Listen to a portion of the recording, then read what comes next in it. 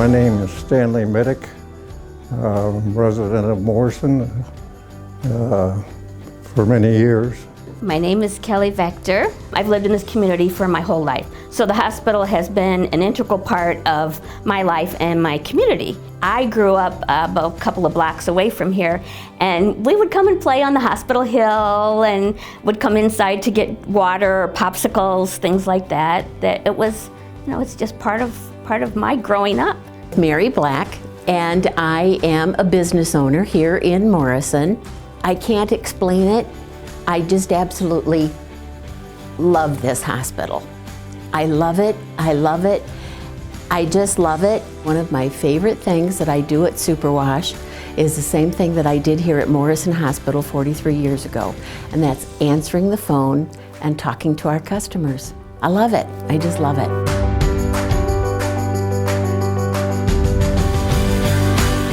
About 11 years ago, a group of friends and I came together and wanted to have a fundraiser to promote women's health, primarily breast cancer at that time. We had the fundraiser. It was so wildly received by the community and so much generosity. We were blown away. So from that group of people and several community members like-minded, we formed the hospital foundation board then. From that very first fundraiser, we wept. This room, this used to be the gift shop, years and years ago. I just have so many wonderful memories of being able to work here. And I think the one thing that means the most to me is the person that I worked with in X-ray, Donna Bierman. And she taught me what it was to be a professional, to treat your patient with respect and professionalism. And I'll never forget that. And I carry it on today, what I learned here.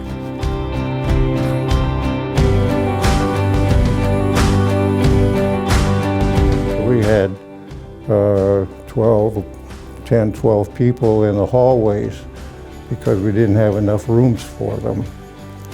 The state was threatening to take away our license, and so we got a lot of support from Morrison as well as the outlying communities for the project. In fact, during our process of the construction and all that, we got notified by the state of Illinois that our license was going to be revoked. And so we hustled down and told them we're building a hospital. I feel that if we had not done that, there would be no hospital in Morrison today. Tom Burke, that's what I go by. I was the Marine Corps from 1964 until 1970. Most of the problems that I had from my foot and ankle injury was injuries from jumping out of helicopters. I saw 2 different foot doctors, I'll call them, and they both came to the conclusion that I probably was going to need an amputation below the knee. I'm Dr. David Yeager. I'm a podiatrist here at Morrison Community Hospital. I was at the VA clinic in Sterling, and Dr. Yeager was there, and he says, "Well, I think I can fix that. I'm going to be at Morrison Hospital, and when I get there, I'll call you, and you come and see me." When I woke up in here the next day, my foot didn't hurt, my leg didn't hurt.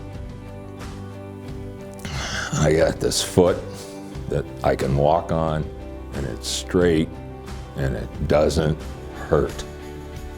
For the first time in 50 years.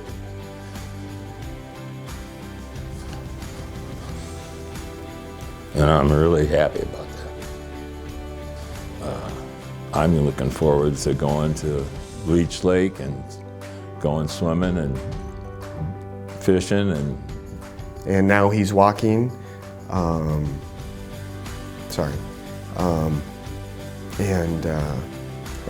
Healthy member of society.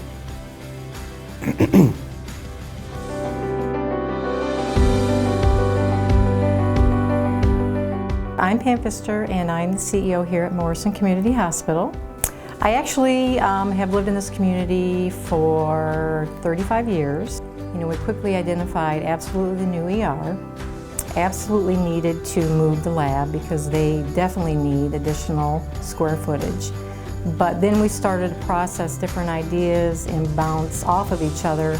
You know, maybe we should look at the med-surg area. Maybe we should look at the family care clinic because we're always tapped for space. The goal and the end product of this new expansion, we're going to have all of our outpatient services on the first floor. So rehab is going to come up in the new addition, lab's going to have a new home, radiology will stay here on the first floor. This project, I can't tell you what it means as far as the recruitment and retention. You know, I'll be honest, when I do some interviews and you have to walk that hall down to that dated ER, I mean, right or wrong, aesthetics mean a lot to people. And it means a lot to your patients, it means a lot to your staff. So absolutely, hands down. Because I've actually had some interviews where people have said, probably 80% of the time, to be quite honest, where the applicant will say, hey, you know, I saw on your website or I saw a billboard somewhere that talked about your expansion and I want to be part of that. So it speaks volumes, it really does. Stephanie Neese, and I am the Executive Director at Windsor Manor. The emergency room is used so much by my residents. If we have a fall or somebody's having chest pain or anything, we call the paramedics. They come so rapidly. We use a lot of the doctors here for my residents. They come to the community or we bring them here. We use the lab for lab draws. They come directly to our building so that our residents don't have to come out all the time. We use the therapy department, and I've used many of these departments for my own family too. I just want to make sure that everyone understands how important this is going to be to our community and how easy the access is going to be for us and what kind of a difference it's going to make both personally and professionally for people in this area. The caring attitude, so many times you can say, you know, this is good enough. We're not willing to put our neck out any further. This is working okay for us. Let's just not rock the boat. And that's not the case here.